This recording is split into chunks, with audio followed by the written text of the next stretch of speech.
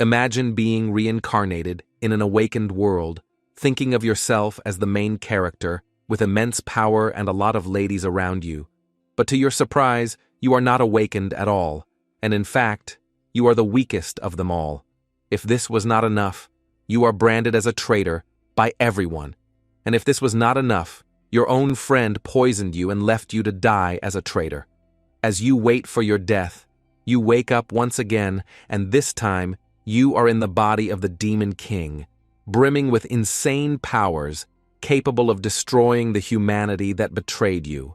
And added to that, now you have a sexy fiancé who is also the Demon Queen, along with a sexy mistress who are ready to do anything you want to them. The story begins by revealing how the ordinary world can collapse in an instant.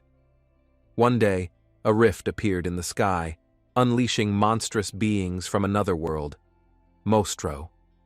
With no means to close the rift, humanity found itself helpless as the Mostro wreaked havoc without restraint. Even the military was powerless against them, plunging the world into an era of despair.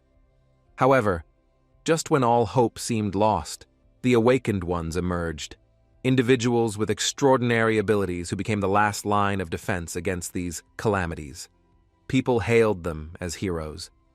The scene shifts to a world overrun by Mostro, where chaos and destruction spread across every corner.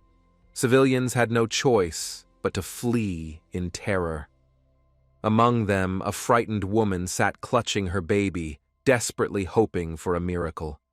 A towering Mostro soon locked its gaze on her, ready to strike. But before it could move, a warrior stepped forward, gripping a sword in his hands. Without hesitation, he positioned himself between the woman and the creature, urging her to escape while he held the monster back.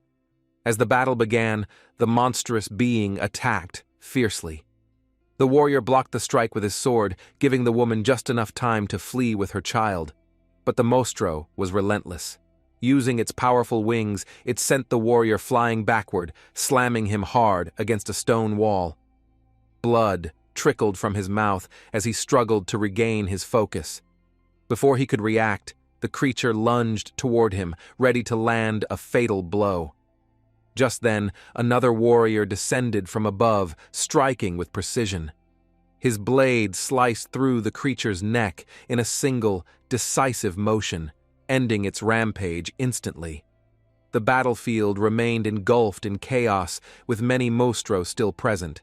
But the heroes fought fiercely, each unleashing their unique powers. One warrior ripped a monster's heart straight from its chest, while another used his fire abilities to engulf the creatures in flames, reducing them to ashes. Together, the heroes overcame the monstrous invasion, eliminating every last threat. The remaining survivors, who had watched in terror, now erupted in cheers. Relief and gratitude filled the air as they celebrated the victory. Among them, the woman and her child stood in awe, their fear replaced by admiration. With heartfelt gratitude, they silently thanked the heroes who had saved them from certain doom. As the dust settled from the battle, the heroes who had saved humanity from destruction were introduced. Leading them was Kanda Yu, the youngest commander in the history of heroes. An esper with formidable lightning abilities, he was hailed as the star of hope for humanity, known for his unmatched strength. Beside him stood Riku Darren, the deputy commander. Though young, he possessed overwhelming power and remained calm in any situation. As Kanda Yu's right-hand man, he was a figure of reliability. Then came Sakuma Retsu, an esper with fire abilities. His rough personality matched his aggressive combat style, making him the ace of the assault squad. As the heroes stood together, the weak warrior, who had nearly been killed by the Mostro, watched from behind the crowd. A determination grew in his heart as he silently vowed to one day attain the same level of strength. With the battle over, peace returned to the area. The injured were taken for medical treatment. The weak warrior soon found himself in the care of Shiraishi Chiyo, a healer. As she handed him an antidote, She warned him about the dangers of the winged tribe's poison. Even exposure to their vapors could be lethal. He thanked her but was suddenly overcome with a violent cough, questioning his own recklessness in attacking the Mostro despite being so powerless. Just then, two heroes approached him with disdain. They mocked his actions, calling him a fool for wasting their time.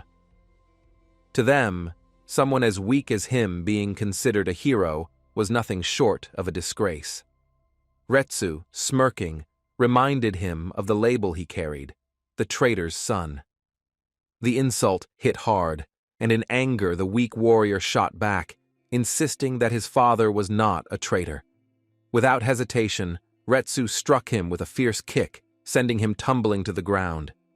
He then coldly recounted the past, how the warrior's father, despite being the commander of the heroes, had abandoned his wounded comrades and crossed into the other world. If that wasn't treason, then what was? The warrior had no response. His eyes filled with tears as he protested, insisting that his father would never betray humanity. Retsu stepped forward, pressing his foot onto the young warrior's chest, forcing him down. The warrior, now seething with anger, glared at him. Amused by his defiance, Retsu laughed and taunted him, daring him to fight back. Removing his foot, he issued a challenge, offering the warrior a chance to prove himself. He claimed he would defeat him with just a single finger. Summoning all his strength, the warrior lunged at Retsu, aiming a punch at him. But before he could land a hit, Retsu snapped his fingers. In an instant, flames engulfed the warrior's entire body, causing him to collapse in agony. Seeing him writhe on the ground, Retsu and his companion laughed at his misery. At that moment, Chiyo rushed forward, demanding that they stop. Helping the warrior up, she scolded them, reminding them that a child shouldn't be made to suffer for the sins of their parents. The two heroes remained unimpressed, warning her that she was too soft-hearted and would eventually be deceived by him as well. Suddenly, a sharp pain surged through the warrior's chest. His entire body began trembling uncontrollably. Chiyo quickly realized the cause. It was the winged tribe's poison. The warrior recalled his earlier encounter, realizing that he must have been poisoned at that moment. Chiyo wasted no time and prepared to administer the last remaining antidote. Before she could, Kanda Yu appeared, stopping her. With a serious expression, he warned that this was not the right time to use it. Kanda went on to instruct Chiyo to check on the collapsed child nearby. Chiyo hesitated, unwilling to leave the weakened warrior alone in such a state. But Kanda, offering a reassuring smile, assured her that everything would be fine and urged her to go. Reluctantly, she obeyed and left. The weakened warrior's condition continued to deteriorate. Struggling to speak, he begged for the antidote. But the brat had a devilish smile on his face while he looked down at him and asked if he truly wanted it. But instead of giving it to him, he remarked that the dog nearby had also been unwell for some time and that he might have been poisoned. There was only one dose of the antidote left. So who should receive it? Retsu quickly responded, stating that there was no need to hesitate. The dog, at least, was useful in battle, while the warrior was worthless. Darren laughed, mocking the warrior, telling everyone that, just moments ago, he had acted like a hero. Yet now he was willing to let the dog die for his own sake. Kanda listened to them with a smirk and noted that it seemed everyone shared the same opinion. Without another word, he uncapped the antidote bottle and casually let it fall to the ground. The warrior could only watch in shock as the liquid spilled onto the dirt. The dog sniffed at the antidote, licked it slightly, and then, to the warrior's horror, defecated on it. He was stunned, unable to believe what he was seeing. Kanda chuckled, feigning amusement. So, it wasn't poisoning after all, just an upset stomach? Fury boiled inside the warrior as he shouted at them, demanding to know why they were treating him with such cruelty. What had he ever done to deserve this. Kanda's expression turned cold. Without hesitation, he stated that the warrior was nothing but an eyesore. Placing a foot on his shoulder, he pressed down, forcing him lower. A traitor's son should crawl like a worm, yet this one dared to dream of becoming a hero? His very existence was a mistake. With that, Kanda struck him down with a brutal kick to the head, sending him crashing to the ground once more. He then coldly remarked that trash should remain trash. The warrior should have been discarded long ago, but now, if his name didn't appear on the casualty list, he would be seen as a deserter, just like his father. Satisfied, Kanda turned away. As he walked off, he ordered Retsu to seal off the area and ensure that no one approached. If anyone asked, they were to say that a Mostro was still lurking nearby. With that, the three of them left, thinking that as the nuisance is gone, they should have a party.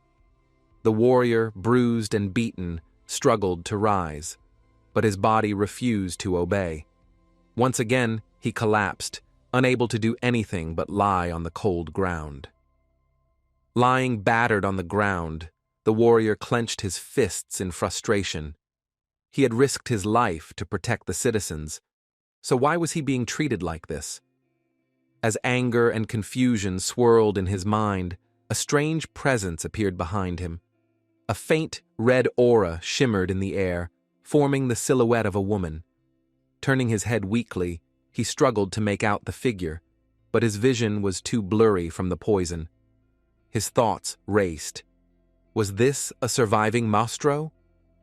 The figure stepped closer, and as she emerged from the haze, her appearance became clearer. She was stunning and undeniably alluring. But there was something unsettling about her presence. The boy's body was still weak, and he was tensed in fear. In his current state, he couldn't even handle a low-ranked Mostro. Was this how he would die, he wondered? Memories flooded his mind as he recalled his teacher's words, predicting that he would one day become a novelist after reading his Easy on his father and giving him an award. But that was never his dream. He had always wanted to be a hero, just like his father. He remembered how his father had smiled with pride upon hearing those words, knowing for sure that he is going to become a hero. Yet that happiness had been short-lived, and one day, everything changed. The shocking news came to the boy and his mother that his father had betrayed humanity and had gone to the other world. Both of them had to get out of their house because it was all confiscated by the government. But the boy refused to believe it, as it was impossible. His father wasn't a traitor, but his mother, however, had been unable to bear the weight of this accusation. Overwhelmed with grief, she had clung to him in her last breath, her tear-filled eyes pleading as she whispered her final words. She had told him to trust his father and to uncover the truth, and with those last words, she had taken her final breath. The pain of that moment reignited something inside him. He had made a promise to his mother that he wouldn't die in a place like this and find out the truth. He was the legendary Ren Haneda's son, and he cannot give up. Fueled by newfound determination, he somehow got up from the ground and grabbed a nearby iron rod, while the female monster was looking at the boy who was gripping it tightly. His body, though aching, pushed itself up. Facing the mysterious woman, he refused to back down. With unwavering resolve, he declared that he feared neither Kanda nor her. And without hesitation, he lunged forward, launching a fierce attack towards the lady. But just then, the mysterious woman extended her hand forward, unleashing a powerful attack. The force was so powerful that it sent the weakened warrior flying through the air before he crashed hard onto the ground. Pain surged through his body as he struggled to process what had just happened. His mind raced. Her strength was overwhelming. Was she an S-class? The realization sent a wave of shock through him. What was an S-class doing here? Could the intelligence have been wrong? It suddenly dawned on him. The weaklings from earlier had only been a distraction. This was the true ambush. Determined, he forced himself to stand. He needed to inform headquarters before it was too late. But before he could take another step, the woman moved with inhuman speed, appearing right in front of him. With a single strike, she knocked him unconscious, his body collapsing to the ground. Gazing down at him, she observed his frail form. Humans of lower ranks were indeed fragile, unable to withstand even a fraction of her power. Yet, despite their physical weakness, their souls held exceptional strength. Curious, she knelt beside him, extending her hand toward his unconscious body, and suddenly, the scene shifted. The warrior found himself in an unfamiliar place. A shadow loomed behind him, and a strange energy surged through his body. A powerful sensation pulsed within him, filling him with a strength he had never felt before. Then, as the boy wanted to know about where he was and what was happening to him, it was all over in an instant, and his eyes snapped open. As his vision cleared, he realized he was lying in a room, one he did not recognize. Confusion flooded his mind. Where was he?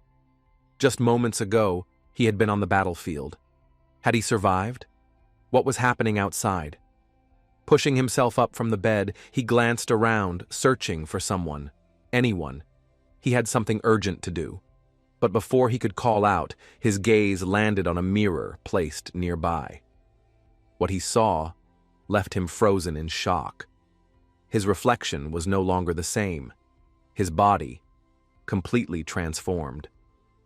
Just then, the same mysterious woman entered the room, but this time, she wasn't alone. Another woman accompanied her. Observing the warrior, the two exchanged a glance before confirming their suspicion. He had awakened, and the fusion had been a success. Before the boy could process their words, his emotions erupted. In a fit of shock and rage, he lashed out, shattering the mirror in front of him. As the broken shards scattered across the floor, he caught his own reflection in the fractured pieces. His breath hitched as the realization sank in. This was him. A sense of dread washed over him as he muttered in disbelief. He had transformed into a monstro. He was not able to comprehend about what was happening to him. His gaze then shifted toward the woman who had attacked him earlier. His mind instantly connected the dots, and the only thing he knew was that the female Mastro was the one responsible for this.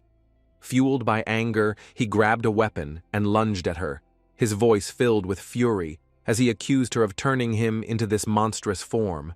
But before he could strike, the second woman reacted with blinding speed. In a flash, she leaped forward, delivering a swift kick that sent him crashing to the ground. Before he could recover, she pinned him down, pressing a blade against him. Her voice was sharp and demanding as she warned him not to approach the princess so recklessly. Upon hearing those words, he shifted his gaze toward the princess, his mind struggling to process the revelation. A princess? The princess stepped forward, addressing the warrior directly. She revealed her identity. She was the princess of the Demon Clan. Within the human military records, she was listed as a first, a title that carried significant weight. She seemed surprised that he didn't recognize her. The warrior remained silent, staring at her in shock, struggling to process what he had just heard. As he was a lowly soldier, he would not have been assigned to a high-ranking mission, so he never knew about the first or any other title in that matter. The second woman spoke up, informing him that if the princess hadn't extracted his soul, he would have died. Hearing this, the body of the boy tensed. Soul extraction? The term sent a shiver down his spine. His mind immediately recalled the information recorded by the heroes. According to official records, the Mostro were classified into 4 major types: the Demon Clan, Winged Clan, Beast Clan, and Armored Clan. The Winged Clan specialized in flight and carried deadly poison. The Beast Clan was known for its incredible speed and raw physical strength. The Armored Clan had unmatched destructive power and near impenetrable defenses. Finally, the demon clan, the one that most closely resembled humans, possessed abilities that were anything but ordinary. Some members of the demon clan were rumored to have powerful mental abilities, while high-ranking ones were said to have the ability to separate their bodies from their souls. However, this was merely speculation by the humans, as no one had ever witnessed such a phenomenon firsthand. Realization struck the boy like a lightning bolt as he realized that his soul had been exchanged with that of a demon clan vessel. A sinking feeling settled in his chest as he turned to the princess and asked about his original body. The princess calmly explained that the poison of the winged clan corroded flesh at an alarming rate, capable of reducing even an elephant to nothing but a pool of blood within 10 minutes, and due to it, most likely his body had already been disposed of. The mind of the boy went blank as the weight of the princess's words left him unable to comprehend what had happened. In a daze, he tried to stand, but his legs gave out beneath him, sending him crashing back to the floor. The second woman, watching his struggle, remarked that humans had developed robots specifically designed to clean up battlefields. Some drones were even equipped with flamethrowers, ensuring that nothing remained, not even ashes. Hearing this, the princess smirked and casually mused that perhaps she should acquire a few of those for herself. The princess looked at him with indifference, stating that what happened to an empty body was none of her concern. Instead, he should focus on adapting to his new form as quickly as possible. The frustration of the boy boiled over, and he snapped back, refusing to accept her authority as he was not her subordinate and had no obligation to follow her orders. His voice rose into a furious shout as he demanded answers from the princess. He was human, so he wondered about why had she turned the boy into this. The boy wondered if the demons intended to extract information about humanity or the heroes from him. The princess remained silent, offering no response. Undeterred, the boy continued and was mocking her efforts, telling her that if that was their goal, they had chosen the wrong person to bring here. Without hesitation, he launched himself forward, preparing to strike. If he was going to be used by the Mostro, he would rather die again than be their pawn. The second woman, unfazed by his defiance, stepped forward and swiftly countered. Without giving him a chance to react, she delivered a powerful kick to his abdomen, followed by another to his face. The impact sent him reeling before she struck him once more, sending him crashing to the ground. As he struggled to get up, she leaped into the air, aiming another devastating attack at him. Mocking his feeble resistance, she declared that someone as weak as him had no right to act arrogant. Even if this was merely a vessel, it was humiliating that a pathetic weakling of a human like him could be associated with the demon clan. Her words ignited something inside the boy, and suddenly, a fury surged through his veins as he roared in defiance, asking the lady about who was she calling weak. A blue aura surrounded the boy. With incredible force, he struck the lady guard directly in the abdomen, sending her hurtling backward. She crashed hard into the wall behind the princess, and shock rippled through the room as both the princess and her subordinate stared in disbelief. Even the boy was stunned by what had just happened. This unknown power was completely mysterious to him. The guard lady's mind raced as she realized that the boy had the power of the demon clan. The princess, equally stunned, was unable to process the scene she had just witnessed. The strength of the demon clan was directly linked to the power of the soul, so how was a mere human capable of wielding it? Before she could dwell on the thought, she saw that an overwhelming aura erupted from the body of the boy, and a lot of blue energy surged through him like a force he had never experienced before. He could feel the raw power coursing through his entire being. For the first time, The princess's composed expression faltered. Realizing the danger, she wasted no time. Moving swiftly, she unleashed her own power, forcefully bringing him down. Before he could react, she closed the distance, pinning him to the ground. In one fluid motion, she straddled him, keeping him firmly in place while sitting on top of him. The princess tightened her grip around the boy's throat, her fingers pressing firmly against his skin. As she did, she began extracting the demonic energy that had surged within him. He struggled, trying to move, but his body refused to respond. It was as if he had been completely paralyzed. His gaze locked onto the princess as thoughts raced through his mind. Meanwhile, the princess realized that the boy was showing no demonic energy waves which are coming from him. Yet, what had just happened was undeniably something beyond human. Before the boy could make sense of any of it, the princess suddenly hesitated, and a strange realization flickered in her expression. Without warning, she began removing her clothing, and the boy, along with you guys, are having their eyes widened in shock. What was the princess actually trying to do and achieve? But before the boy could voice his confusion, the princess pulled a sheet over both of them, covering their bodies together. Meanwhile, outside the room, a thin, eerie creature crept toward the princess's chamber. It moved silently, its single, large eye glowing faintly in the dim light. As it peered inside, it caught a glimpse of the princess entangled with someone. But before the creature could react, the second woman swiftly intercepted it. Without hesitation, she struck it down, pinning it under her foot. In a single motion, she split it into two, eliminating the threat instantly. Inside, the warrior lay frozen beneath the princess, his mind spiraling in disbelief. She was completely bare, her form pressed against him in curves having insane proportions. His breath caught as he found himself captivated by her beauty, as he wondered if the demon clan women truly this breathtaking and wonderful. She was unlike any woman he had ever seen, and it was beyond human perfection. Shaking his head, he quickly turned his gaze away, forcing himself to regain control of his thoughts. The boy was not able to believe on what he was even thinking.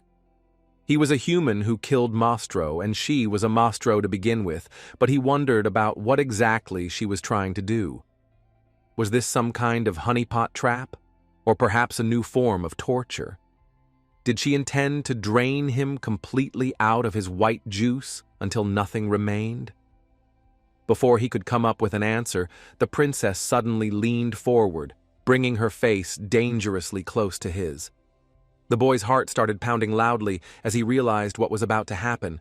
As both of their lips started getting closer, the boy wondered if his first kiss really going to be stolen at death's door, and by a demon no less. But before anything could happen, his senses snapped back into focus as he was jerked awake, his body tensing as he realized something was on his face. His eyes darted downward, only to find the thin creature's lifeless body resting atop him. A sudden jolt of shock shot through him as he instinctively sprang upright, his breath coming fast and uneven. The princess observed the lifeless creature and calmly explained that it was the Eye of Mandala, a reconnaissance entity. Hearing this, the warrior's expression tensed. Reconnaissance? That meant this place was being monitored. The second woman elaborated, mentioning that while they had managed to eliminate some, a few had still escaped. It was clear that someone was deeply concerned about Shura's fate and was keeping a close watch. At the mention of that name, the princess's gaze darkened. Shura, she revealed, was the original owner of this body, and her fiancé. The warrior flinched at the revelation, momentarily taken aback. The princess continued, explaining that they were supposed to be married that very day, but before the ceremony could take place, Shura had vanished. By the time she finally found him, he was already dead. But the circumstances surrounding his death were a mystery. Why had he been there? Who had killed him? She had no answers. However, there was one thing she was certain of. The wounds on his body were not inflicted by humans. The warrior processed her words carefully. Not humans? Then was it a Mostro? Could this be the result of internal conflict within their ranks? The princess elaborated further that among the demon clan, merit was everything. Even royalty was no exception. Strength dictated status, and those who failed to keep up were left behind. Shura had been the strongest warrior of the demon clan, and his death meant that she would immediately become a target for those seeking to rise in power. To conceal his death, the princess had been left with no choice. A living soul had to be merged with his body.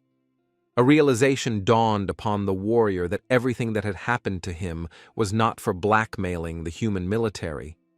He voiced his thoughts aloud, and the princess confirmed it by saying that after all, the military he had always trusted had already abandoned the boy, thinking that he was weak and pathetic. Hearing this, the boy was in deep shock, wondering if no one came for his rescue. The second woman reinforced the statement, dismissing him as nothing more than a lowly soldier, and he was picked because there were no other survivors on the battlefield, leaving the princess with no choice but to select him. A bitter anger simmered within the boy as he knew that he had risked his life fighting for humanity, and yet, in the end, he was nothing more than a disposable pawn to them. The princess, unfazed, offered him a final choice, asking him if he would cooperate with them, or would he die once again. After the explanation was done, the princess handed the boy a smart tab, its screen glowing faintly. As he took it, uncertainty filled his expression.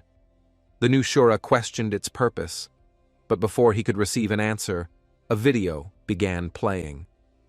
The scene depicted a grand military ceremony where a high-ranking officer stood before a gathering of heroes and officials.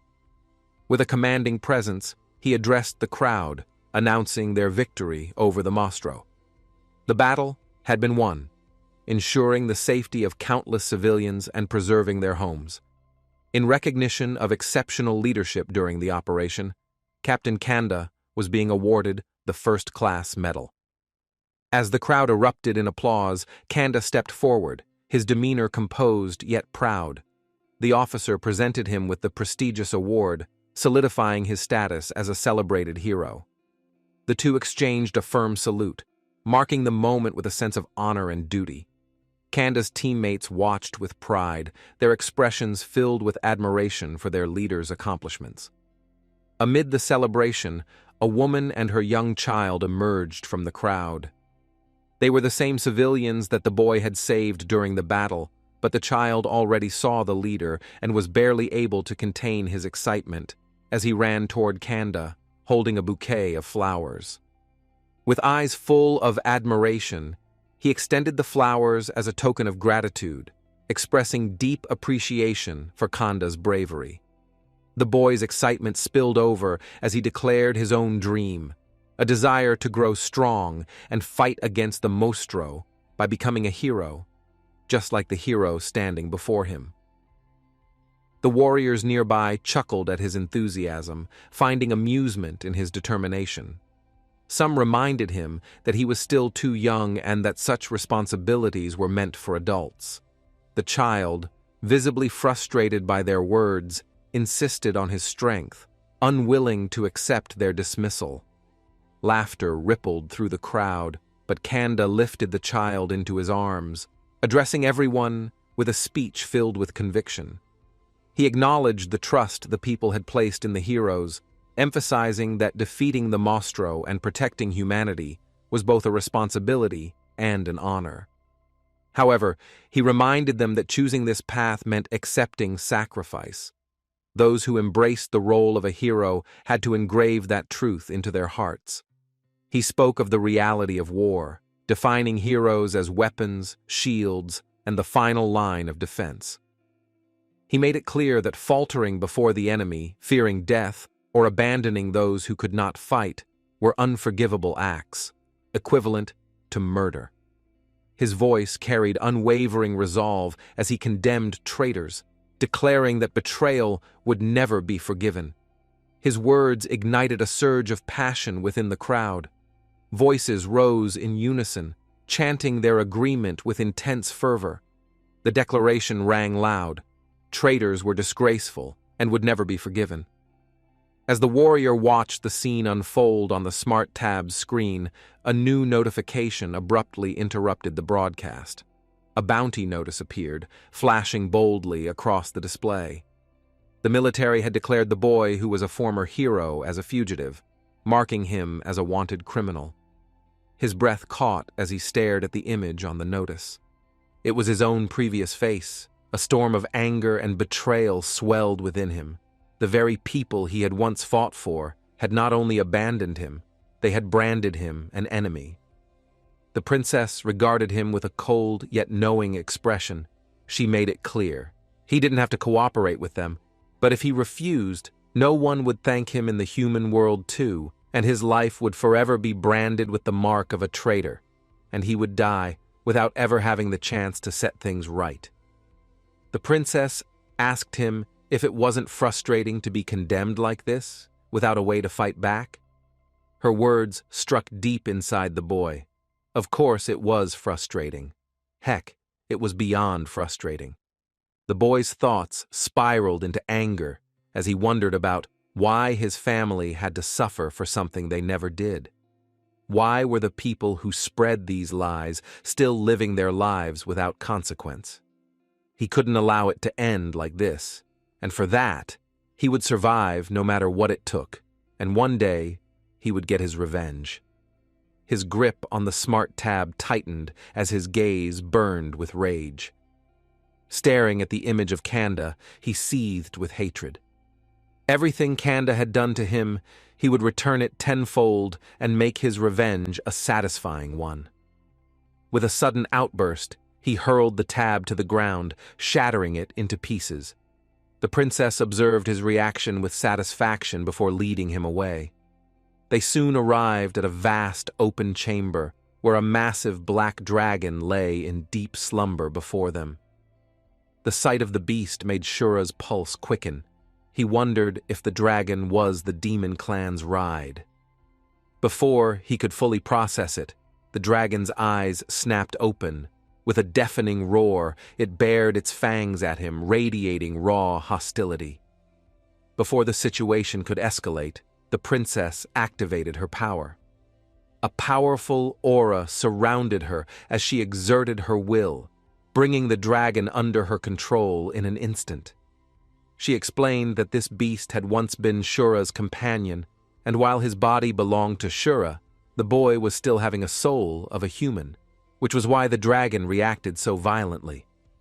To counter this, she handed him a ring, a finely crafted artifact that pulsed with faint purple energy. This was Inferon, and by wearing it, the boy's human scent would be masked, preventing magical creatures from detecting his true identity. As he examined the ring, the second woman approached, carrying a thick stack of papers. She placed them in his hands, informing him that these contained detailed records about Shura. He was expected to learn everything before they reached the demon palace. The boy's irritation flared as he flipped through the sheer volume of information. How many days did they expect him to take to memorize all of this? But the princess' response was cold and indifferent as she told him that she didn't care, and the princess was watching the exchange and gave him a final warning that, if he didn't want to memorize it, he didn't have to. But if he made even the slightest mistake in anything at the demonic palace, she would kill him. A chill ran down his spine. The weight of her words was absolute, and for the first time, fear crept into his expression. The scene shifted as the three of them soared through the sky, riding atop the massive black dragon. Shura gazed down at the vast landscape stretching beneath them, his mind struggling to comprehend what he was seeing. Was this the world inside the gate? His eyes scanned the land below, where countless Mastro thrived. But what struck him most was their behavior. Instead of the mindless savagery he had always imagined, they appeared content. Groups of them gathered together, eating, drinking, and laughing, immersed in celebration and leisure. The sight unsettled him. He had always believed the Mostro to be a barbaric race, creatures that existed only to destroy. But was this the kind of life they actually led? The princess, as if sensing his thoughts, remarked that the world he had come from wasn't much different. She assured him that he would get used to it quickly. Her words irritated him. He disagreed instantly. Their worlds couldn't be the same. Humans had morals, laws, and a sense of unity, living by helping one another. The Mostro, on the other hand, knew only violence, murder, and theft. He pointed out that much of what they possessed had been stolen from humans.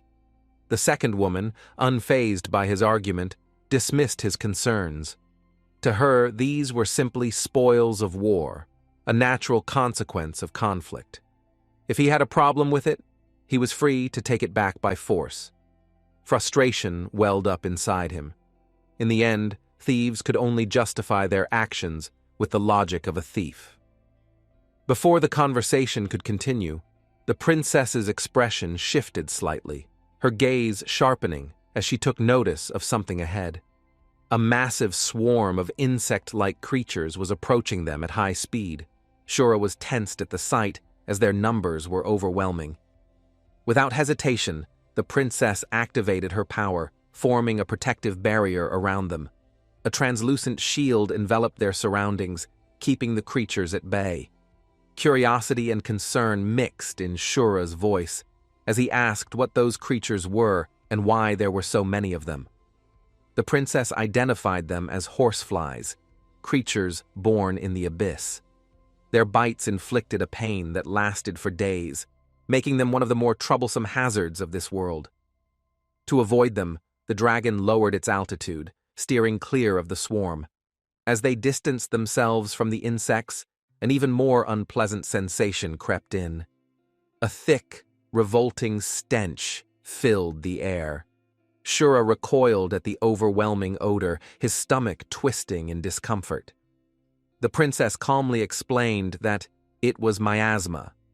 Beneath them was a stretched and vast dark sea, its waters swirling with an ominous energy.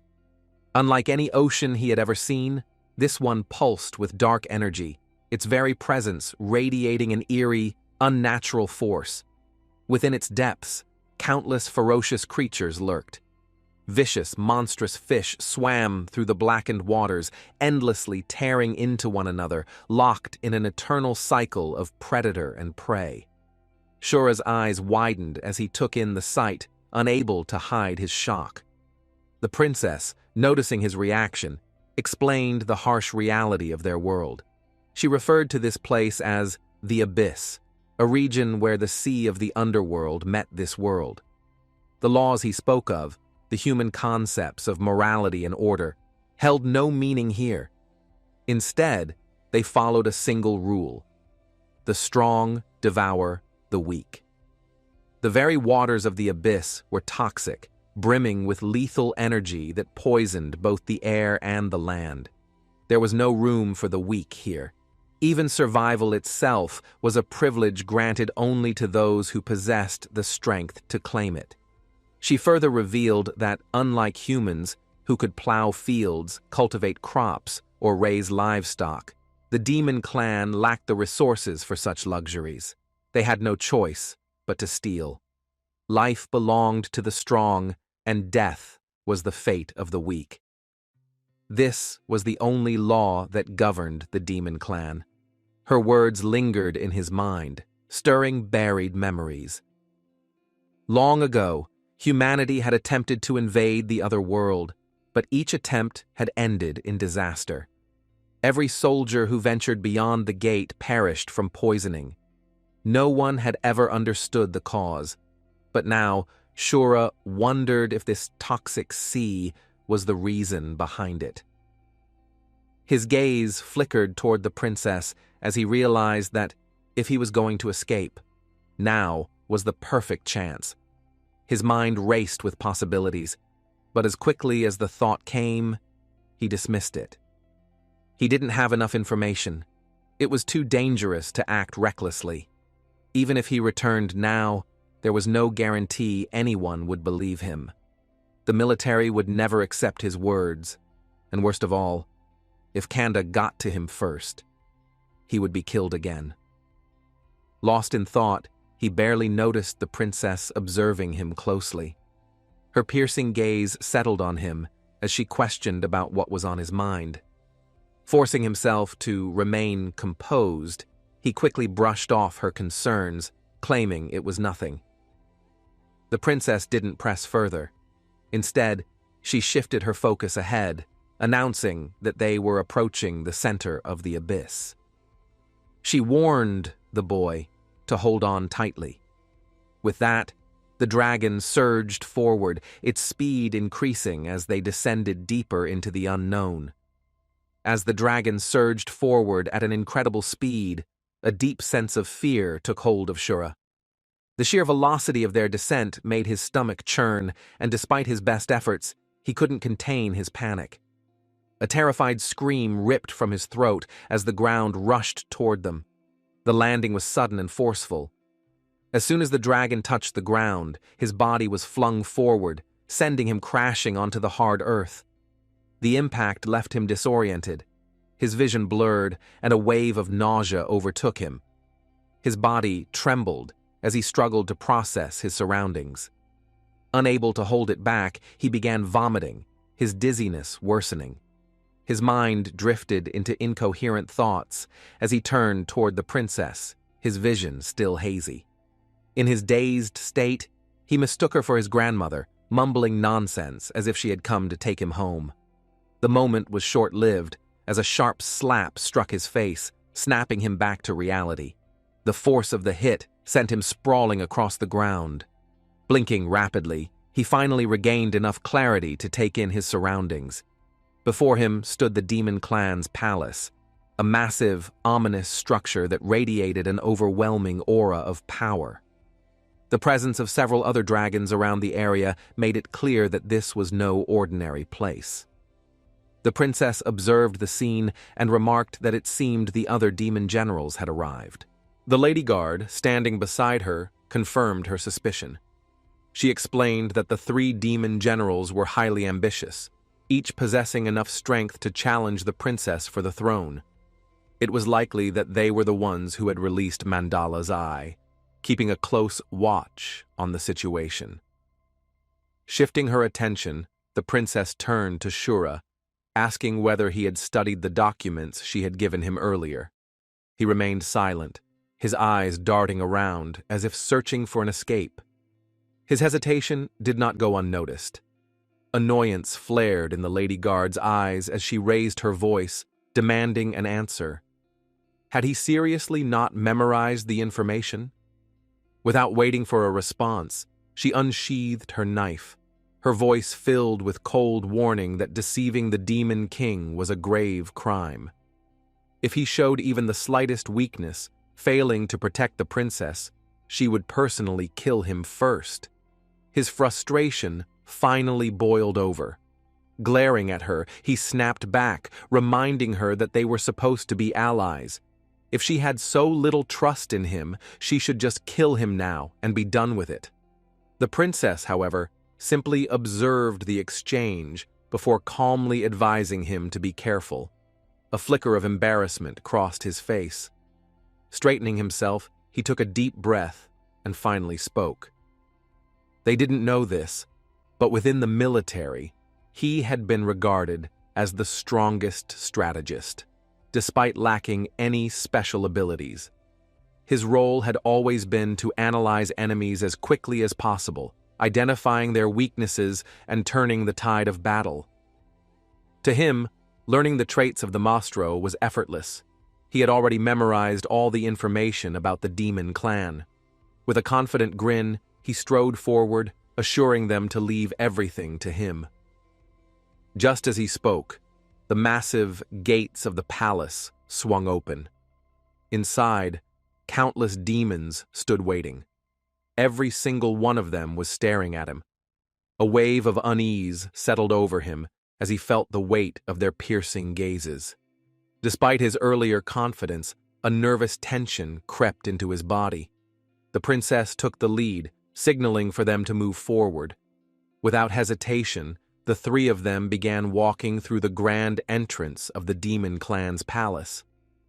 As they proceeded, the gathering of demons observed them intently. Murmurs spread throughout the hall, whispers of speculation and intrigue filling the air. Many of them eyed Shura with curiosity and doubt. To them, he was Shura, the god of death.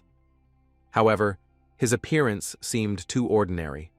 Was he really as dangerous as the legends claimed? Some among them viewed this as an opportunity. If they could defeat him, they could claim the princess for themselves. A sense of unease settled in Shura's gut. The sheer intensity of their stares was suffocating, but before he could react, a sudden attack was launched.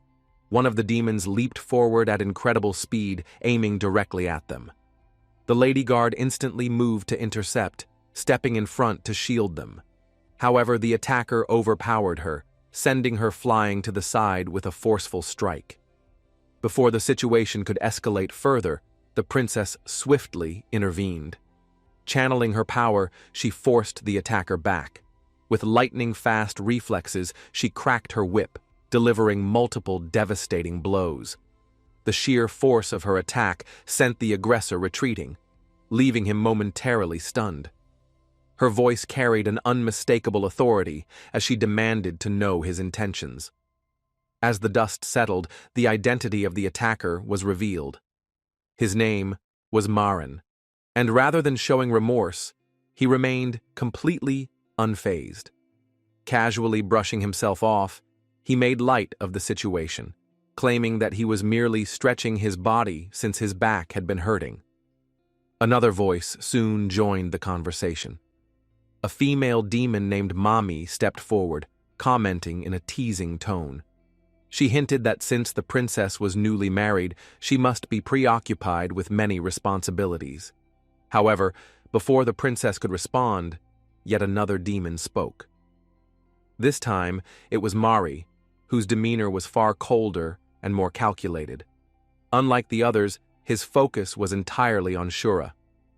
Rumors had spread that Shura's whereabouts had been unknown for quite some time. With a piercing gaze, Mari demanded an answer. Had the princess finally found him? Mari continued speaking, his tone sharp with suspicion. On such an important day, how could Shura have gone missing? What exactly was going on? Mami, smirking slightly, added to the tension that the princess was far too generous. If it had been her, she would have torn him apart for such a betrayal. Maran joined in, his words laced with amusement, as he wondered if Shura had abandoned his fiancée to seek out another woman. The princess remained outwardly composed, but internally, her thoughts raced. The news of Shura's disappearance had already spread. If someone here had been responsible for his death, they were still hesitating to reveal it.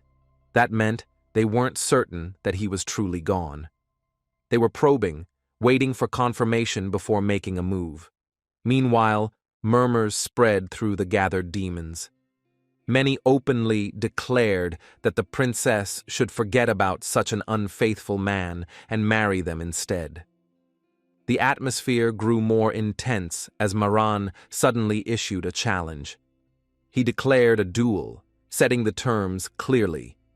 Whoever won would claim the princess. Excitement erupted among the surrounding demons. A battle for the princess's hand was something they all wanted to witness. The princess, however, immediately saw through their plan. They were deliberately provoking Shura. They wanted him to act, to expose himself. Before she could intervene, the lady guard beside her whispered a warning. Something felt off. Their eyes turned to Shura. His entire body was trembling. His hands clenched tightly, but no matter how hard he tried to suppress it, his body continued to shake uncontrollably. Inside his mind, panic surged. His heart pounded violently, an unfamiliar terror gripping him. It was fear, and it was a sensation he had never experienced before. He had fought countless battles, standing on the brink of death more times than he could count. Yet not once had he felt this kind of fear. Why now? Why here? It was as if he had become a lone sheep wandering into a pack of wolves. This fear was far beyond the fear of death. It was the instinctual terror of being hunted. The princess observed Shura carefully, her mind analyzing the situation. She knew that something was off, and that someone was using an illusion against him. If this had been the real Shura, such a minor magical disturbance would have meant nothing. But his soul was human, and at this rate, the pressure would crush him completely. However, if she interfered now, she would expose the truth, that this was not the real Shura. She hesitated and wondered about what she should do. Meanwhile, Shura struggled to breathe. A suffocating pressure weighed down on his chest, making every breath a painful struggle. It felt as if his heart was being squeezed, his body on the verge of bursting apart. Moran, watching his reaction, stepped closer, demanding that he say something. But Shura remained silent, unable to speak. Moran's irritation grew, his patience wearing thin. The lack of response only angered him further. Losing his temper, he prepared to strike, raising his arm for an attack. At that moment, the princess acted. She delivered a powerful kick, sending Shura crashing to the ground. The unexpected move stunned the gathered demons, leaving them speechless. She coldly declared that a man who did not cherish her was not worth having. If he did not clear up the misunderstanding right now, she would cancel their engagement on the spot. The impact from her kick snapped him out of the illusion's grip. As he blinked, his vision cleared, and he realized that his body was functioning again. The unbearable suffocation had vanished. He could finally breathe normally. Moran, watching with amusement, stepped forward. Mocking him, he laughed loudly, ridiculing the so-called god of death, a warrior who couldn't even defeat a woman. The princess clearly had terrible taste in men. Shura, instead of reacting with anger, grinned. He had suspected something was off, and now he knew what it was.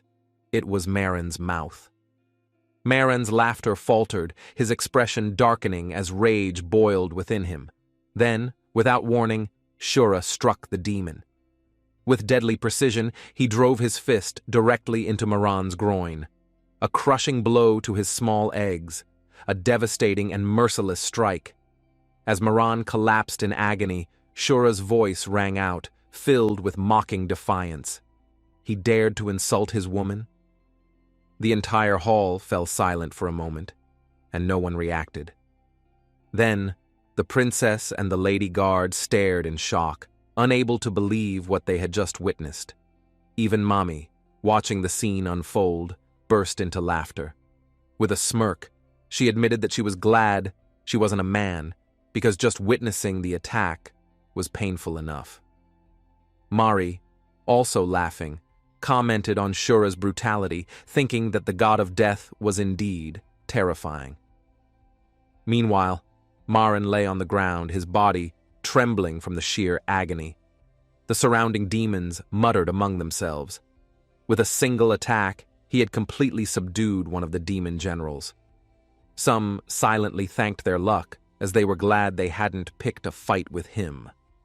But Moran's fury did not fade. Through sheer determination, he forced himself to stand, rage burning in his eyes. He decided that he would kill him. But before he could make a move, a portal suddenly opened at the center of the hall. All eyes turned toward it. A hush fell over the room as the demons immediately recognized what was happening. Their voices rose in awe and anticipation as the Demon King had arrived. As soon as the Demon King arrived, the gathered demons bowed in respect, their heads lowered in reverence. However, Moran remained standing, refusing to acknowledge the presence of their ruler. The princess, noticing his defiance, immediately reprimanded him. Was he planning to disrespect the Demon King? Her sharp words made Maran tense for a moment. Though he clearly resented the command, he ultimately had no choice. Gritting his teeth, he reluctantly lowered his head, bowing like the others. Meanwhile, Shura's mind raced. This was the leader of the Demon Clan. According to military records, the Demon King was the only SSSS-level Mostro ever identified. His strength and influence were unmatched. His anticipation grew as the portal pulsed with energy, revealing the figure of the Demon King. And then a capybara stepped out. Shura's entire body froze in shock. His mind struggled to process what he was seeing. Was this some kind of joke? Before he could react, a familiar voice echoed in his mind. The voice belonged to Princess Maya. His eyes widened. But something was off. No one else seemed to hear her. Realization dawned on him. The princess was speaking to him through telepathy. She explained the truth behind the Demon King's presence.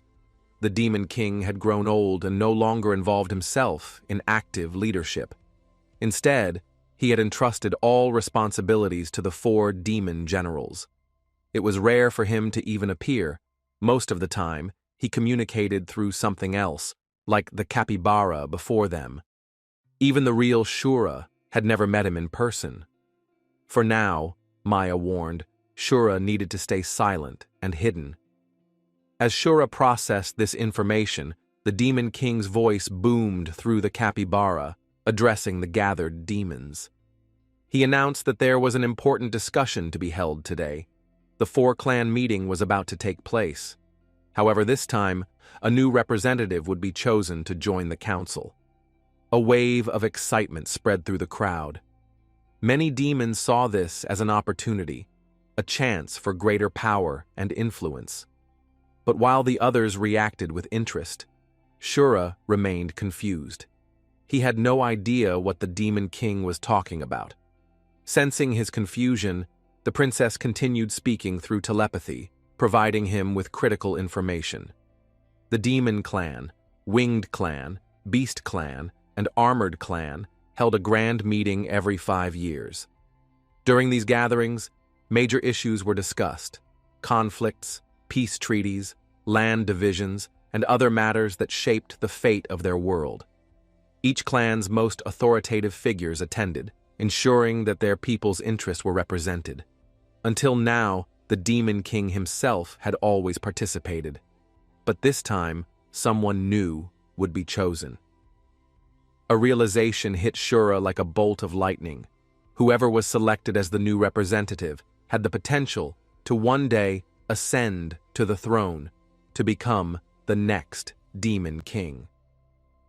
Maran stepped forward, his confidence unshaken. He boldly declared that among the 4 demon generals, he was the strongest, commanding the largest number of subordinates and possessing the greatest raw power. In his eyes, there was no better candidate for the role. The princess silently assessed his claim. There was no denying that Maran's strength was unmatched among the generals. However, his reckless personality and complete lack of concern for others made him unfit for leadership. Marie, observing the situation, scoffed at Maran's arrogance. This wasn't about brute strength. It was about intelligence, something Maran clearly lacked. The princess knew that Mari's power was weaker than Maran's, but his intelligence, cunning, and strategic mind made him the most dangerous of the 4. Before the tension could escalate further, the lady guard, standing beside the princess, spoke up. If the most noble individual had to attend the 4-clan meeting, then it should be Princess Maya, the Demon King's daughter. The princess remained outwardly composed, but internally understood the problem. Despite being the Demon King's daughter, her status as a woman placed her at a disadvantage. In the Demon Clan, women were considered inferior, making her succession nearly impossible. Maran smirked at the suggestion, his tone dripping with mockery. Instead of worrying about political matters, she should focus on learning how to please a man, so her husband wouldn't abandon her. Women had no place in leadership. Before he could laugh, a snake lunged at him from the shadows. Its fangs gleamed as it struck, but before it could sink its teeth into his flesh, Maran reacted instantly, unleashing a devastating counterattack that obliterated the creature. The attack, however, hadn't been random. The one who had summoned the snake was Mommy. Watching Maran recover from the attack, she grinned mischievously.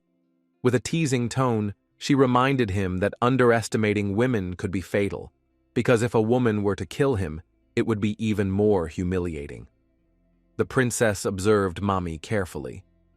Unlike most women in the demon clan, Mommy understood how to use her femininity as a weapon, manipulating others to gain an advantage.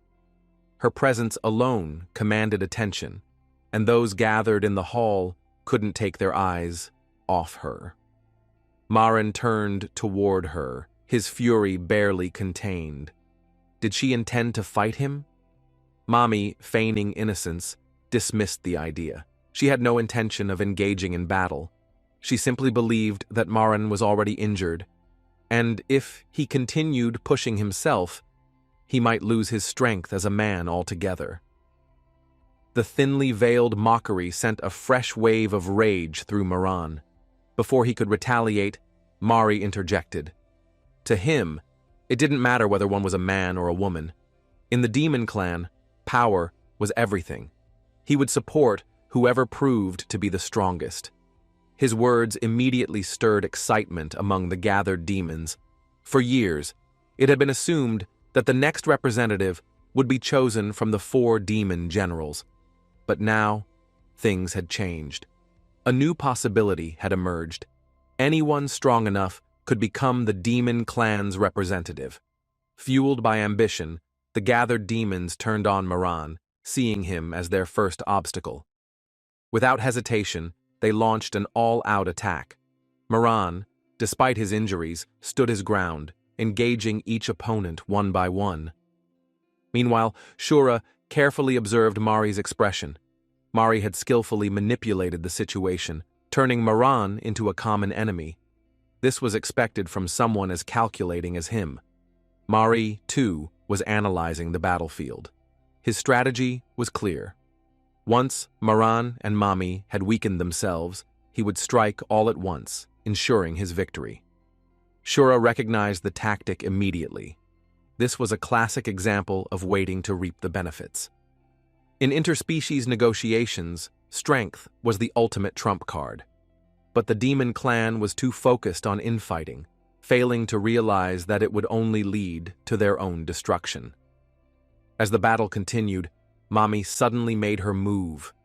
Her knife flashed in the dim light as she lunged toward Maran, aiming for a decisive strike. But before her attack could land, the princess intervened. In an instant, she blocked Mommy's blade with her own, standing directly in front of Maran. As the battle escalated, Mommy launched an attack, sending her snake slithering toward the princess with deadly precision. The princess, unfazed, reacted instantly. With a swift motion, she cracked her whip, lashing out at the incoming serpent. The 2 attacks collided midair, the snake and the whip intertwining, locking them in a tense struggle. Mommy, watching with amusement, let out a playful laugh.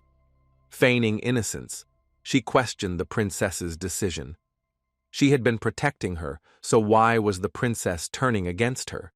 Women should support one another, yet the princess had chosen to side with the men. It was a shameful betrayal. The princess, however, remained firm. She declared that she would take no sides in this senseless battle. At a time like this, killing each other was nothing more than a pitiful waste. Shura silently observed the exchange. At least the princess had some sense, but the other demons were too consumed by their own ambitions to listen to reason. To them, personal gain mattered above all else. Before the situation could settle, Maran suddenly drew his sword. Without hesitation, he launched himself forward, aiming to strike down both the princess and Mommy in a single attack. Shura instantly shouted for them to watch out, but Maran was already midair. His blade swung down with brutal force, forcing both women to dodge in opposite directions as they were sent tumbling across the ground. Mari, watching the reckless attack, let out an amused chuckle. Shaking his head, he mocked Maran for taking things too far. After all, Maran had just dared to lay his hands on Mami's precious snake. Meanwhile, Mami knelt beside her injured serpent, gently stroking its scaled body. Her voice turned cold as she glared at Maran, warning him in a deadly tone. If anything happened to her beloved pet, she would never forgive him. Maran let out a mocking laugh, his arrogance radiating through the room. It wasn't his fault others were weak. They had no one to blame but themselves. None of these so-called warriors were anything special. If anyone still wanted to die, they were welcome to step forward. Silence settled over the gathered demons. They muttered amongst themselves, still shaken by the battle. Maran's combat prowess was undeniable. In an instant, he had overpowered multiple challengers, including the princess and Mami. With the strongest warriors already defeated, there was nothing more they could do. One by one, they reluctantly backed off. A triumphant smirk spread across Maran's face as he turned toward the capybara, the vessel of the Demon King's voice. With unwavering confidence, he addressed his ruler. Surely, the Demon King had witnessed his strength. Since no one had any objections, there was only one logical conclusion. He should be the one chosen for the four-clan conference. No one dared to argue against him. A moment later, the Demon King spoke. His decision was made. Maran would be the representative. However, just as the matter seemed settled, a voice interrupted. Shura stepped forward. He challenged the decision, his words cutting through the tension in the room. The princess's eyes widened in shock. Maran, too, froze mid-celebration, his expression darkening. The room fell into stunned silence. Even Mari, ever amused by the unfolding chaos, turned toward Shura with an intrigued smirk. Was he interested in the conference as well? The princess's so-called man was proving to be more than just a playful distraction. He had ambition. The princess's second-in-command stared at him in disbelief. Had he lost his mind? Did he really believe he could take on Maran? Within Shura's mind, the princess's voice echoed through telepathy. She urged him to stop, warning that this was a battle he could not win. But Shura stood firm. He understood exactly what he was doing. Maran, seeing this as a chance for vengeance, grinned viciously. He still hadn't settled the score. Without hesitation, he lunged forward, his sword cutting through the air as he charged toward Shura. In his mind, there was only one outcome. He would kill Shura and claim the princess as his own. But as he closed in, Shura raised a hand.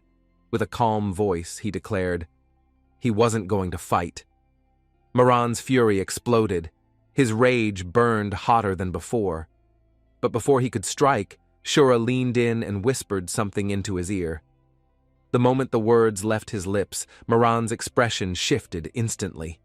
His anger vanished, replaced by a look of pure shock. Shura simply smirked, his confidence unwavering. Maran's hands trembled. A storm of emotions swirled within him. The rage was still there, but now hesitation had settled in as well. A long moment passed before he finally turned back toward the Demon King. His voice, now unexpectedly composed, carried through the hall. He acknowledged that Mami and Shura had been right. He had been reckless, blinded by his own arrogance. He never should have forced a battle. After careful thought, he made a new suggestion. Instead of him, the princess should be the one to represent the demon clan at the four-clan conference. Maran stepped forward once more, his voice carrying an unexpected shift in tone. He declared that he had no objections to Princess Maya, the Demon King's daughter, attending the four-clan conference in his place. The gathered demons stared in shock, unable to process what they had just heard. Mari, ever skeptical, immediately questioned his motives. What exactly was he trying to do? But Moran remained firm and unwavering. Hadn't they heard him the first time? He meant every word he had said. Unlike the others, who only focused on what was right in front of them, he could see the bigger picture. Even if he participated in the tournament, it would ultimately be meaningless. His words caused an uproar among the assembled demons.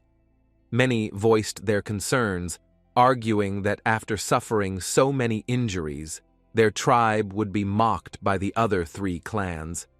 After all, he had fought the hardest among them. Yet before their murmurs could spread further, Moran's fury erupted. He commanded them to remain silent, his presence alone forcing them into submission. The hall fell into an uneasy stillness. The Demon King finally spoke. Moran had relinquished his right and officially recommended Maya in his place. Now, the question remained, did anyone oppose this decision? Moran's glare hardened. He made his stance clear. Anyone who dared to object would be considered his enemy. The weight of his words left the hall in absolute silence. Even Mari, despite his usual smugness, relented, stating that if Moran had made his choice, he had no objections. With no further resistance, the rest of the demons slowly fell in line, agreeing to Moran's decision. The Demon King gave his final decree. At the next four-clan tournament, Maya would represent the demon tribe. Turning to her, he issued a stern command. She was not to betray their expectations. She was to win for the demon tribe's interests.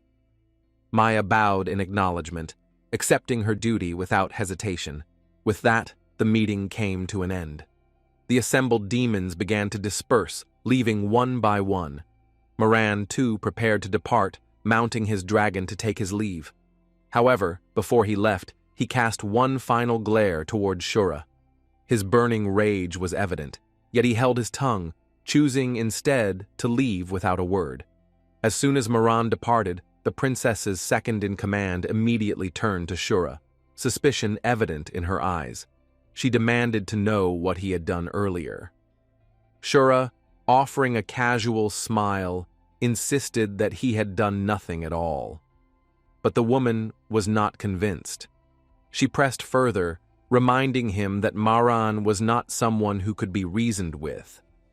Changing his mind was no simple feat.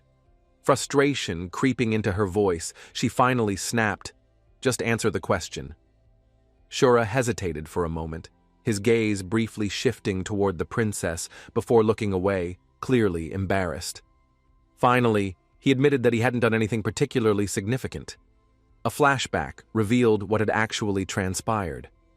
During their brief exchange, Shura had whispered something into Moran's ear, a statement so damning that it had immediately shaken him to his core. Shura had whispered the damning truth.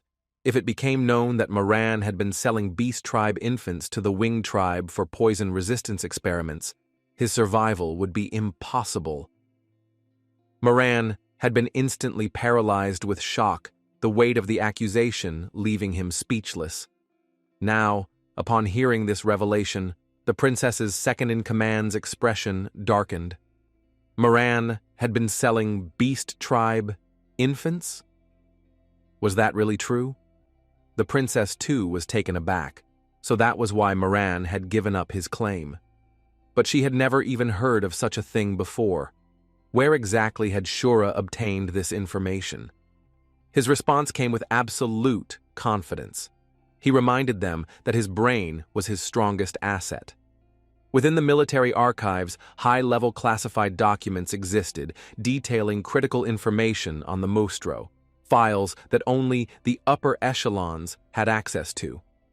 However, because Khanda frequently assigned low-ranking soldiers to menial tasks, he had once been given access to those files. That was when he had discovered the truth. And once he had seen something, he never forgot it. The documents had detailed Moran's crimes. Not only had he been selling infants from the beast tribe, but he had also shifted the blame onto the human military. As a result, the beast tribe had waged war against humanity, attempting to recover their stolen children. The conflict had led to massive casualties. The princess's second-in-command, hearing this, finally smiled in approval. Had Shura already planned ahead for this moment? Was that why he had memorized the meeting materials so easily? Shura smirked, taking pride in his abilities. He was far from incompetent. The princess, too, gave a rare smile of amusement. For once, he had proven to be useful. Shura, emboldened by the recognition, stood taller, his confidence unwavering. This was only the beginning. His true value had yet to be fully revealed. The princess, now intrigued, admitted that she looked forward to seeing what else he could do. Before the conversation could continue, Mari approached. With a knowing smirk, he remarked that it was only natural for Shura to be able to manipulate Moran so easily. He was impressed. Shura, observing Mari closely, spoke without hesitation. Moran was a brainless fool. His plan was simple. He would provoke Moran into fighting the other demon lords while standing back and reaping the benefits. The real mastermind, however, was Marie. Mari let out a low chuckle, acknowledging the statement. However, he had noticed something different about Shura today. The aura around him wasn't quite the same. Shura raised an eyebrow. What kind of aura? Mari's smirk widened as he delivered his answer. Fear. It was the scent a human carried when experiencing true fear. Before Shura can respond, the princess's companion steps forward, calling Mari's words rude. Mari simply laughs, unfazed by the accusation, and casually wonders if his sense of smell is failing him. The princess interjects, explaining that Shura has killed countless humans, so it wouldn't be surprising if the scent of their blood had soaked into his clothes. Accepting her reasoning, Mari chuckles and comments that the princess has not only found a strong husband, but also a valuable ally. With that, he turns and walks away. Once Mari is gone, the princess's companion turns to her, confused by his words. The princess clarifies that Mari is highly skilled in mental manipulation. He thrives on the fear and despair his prey experiences in their final moments. She then reveals that it was likely Mari who released the magical energy toward Shura earlier, hinting at his growing suspicion. Shura, unfazed, asks what she plans to do about it. As he ponders, a chilling sensation washes over him, the overwhelming pressure of fear, crushing his very bones. He acknowledges that her presence saved him this time, but he warns her that next time, she might not be able to withstand it. The princess issues a grave warning. Moran will surely target him now, and Mari will continue to probe. Neither she nor her companion can always protect him. If he truly wants to survive, he must gain the strength to convince everyone that he is the real Shura. Her companion, however, is skeptical. She bluntly states that Shura is too weak to even defeat an average demon. Annoyed, Shura snaps back, demanding to know who she's calling weak. Without hesitation, she points at him. The princess then offers a different perspective. His soul may be human, but his body belongs to Shura. Perhaps, she suggests, he can use that to his advantage.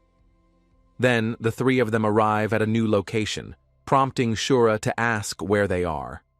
The princess explains that this is the real Shura's armory. She reveals that Shura had a peculiar habit. He would collect the weapons of the enemies he killed as souvenirs. However, after slaying countless foes, he eventually ran out of space, leading him to create this special warehouse. With that, she opens the door. Inside, an overwhelming number of weapons are neatly stored. As Shura scans the vast collection, he is astonished. It truly befits the title of the killing god. He wonders just how many lives were lost to amass such an arsenal. Moving forward, he examines the weapons one by one: a shield from the Gao tribe, a weapon from the Beast tribe, and even numerous military-grade guns. His attention then shifts to a set of fangs. Examining them closely, he realizes that they belong to the Winged tribe. Shaking his head, he mutters that collecting even fangs seems excessive, almost like a sickness. The princess then elaborates on Shura's immense strength. It wasn't just due to his raw power, there was another crucial factor. She gestures toward a specific corner of the armory. There, resting on a stand, is a sword radiating immense energy. She introduces it as Shura's weapon, Deverolf. At first glance, Shura remains unimpressed, stating that it doesn't seem particularly special. Before he can say anything further, the princess's companion angrily smacks him on the head, scolding him for his ignorance. With a serious expression, she explains the true significance of Deverolf. When it first appeared in the world, it sparked an unprecedented war across the demon realm. Maran, Mari, and Mami battled fiercely over it, suffering grave injuries in the process. Even the Demon King himself was unable to wield its power. In the end, the chaos only ended when Shura intervened, slaughtering countless demons who couldn't even lay a finger on the sword. Hearing this, Shura finally begins to grasp its importance, but still questions if it is truly as powerful as they claim. The princess confirms its terrifying nature. Deverolf is no ordinary weapon. It is a demon in itself, one that holds life within it. Any being struck by the sword has their life force absorbed, which in turn strengthens its wielder. The more it kills, the stronger it becomes. Even someone without magical power can use it to absorb the strength of demons. A realization dawns upon Shura. If he gathers enough magical energy, he can become the real Shura. No, he corrects himself. He will surpass Shura. The scene shifts to a training ground where Shura is engaged in battle against a group of the lowest-ranked magical beasts. Observing his struggle, the princess's companion expresses her disbelief. He can't even defeat creatures of such low rank. She questions whether he has any real battle experience at all. Shura, undeterred, looks at the beasts and scoffs, believing them to be weak. As one of the creatures lunges at him, he quickly draws his sword. However, Deverolf is far heavier than he anticipated, making it nearly impossible to lift. Struggling to wield the weapon, he finds himself unable to react in time. As the magical beast gets dangerously close, Shura panics, abandons the sword, and flees. Watching this unfold, the princess shakes her head. She had expected him to be weak, but not to this extent. Her companion agrees, mocking him for thinking he could surpass the real Shura when he can't even hold a weapon properly. To her, humanity is full of nothing but big talkers. The princess then explains the problem. While Shura's body may be that of the real Shura, he lacks the power that comes with it. Because of this, Deverolf refuses to recognize him as its master. However, doubt lingers in her mind. Had she misjudged him? Was this truly all there was to him? As she contemplates, another magical beast lunges at Shura. This time, he manages to dodge the attack, but instead of feeling threatened, the creature laughs at him, flashing its sharp teeth. Shura hesitates as he realizes that all the magical beasts are laughing at him, mocking his weakness. Before the situation escalates, the princess swiftly moves in. Using her whip, she strikes down the beasts one by one, eliminating them with ease. With the enemies defeated, Shura drops to the ground in exhaustion. Looking at him, the princess decides to end the training session, suggesting they call it a day. But Shura refuses to give up. He stands, insisting that he was merely careless and will do better next time. The princess warns him that if anyone sees bite marks from a low-ranked magical beast on his body, it will cause a major uproar. Only then does Shura realize that one of the creatures managed to leave a cut on his stomach. Annoyed, he grips Deverolf and complains that the sword is far too heavy. He asks if there's a way to make it lighter. The princess explains that a magical sword like Deverolf only acknowledges those who can make it stronger. If it deems its wielder worthless, it refuses to be used. Hearing this, Shura falls silent. Memories of his real world flood his mind. There, everyone viewed him as trash, an ordinary person with no special abilities. Even the strongest heroes saw the weak as nothing more than tools to clean up the remains of slain monsters. In their eyes, the weak had no value. Lost in thought, he finally turns to the princess and asks if she thinks he has no value. Caught off guard, she hesitates for a moment before giving a small smile. Instead of answering directly, she tells him to rest, reassuring him that even if he cannot use Deverolf, her companion will protect him.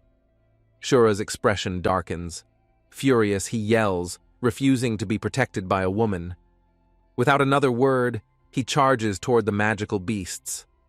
The princess, shocked, calls out to him, demanding to know what he plans to do.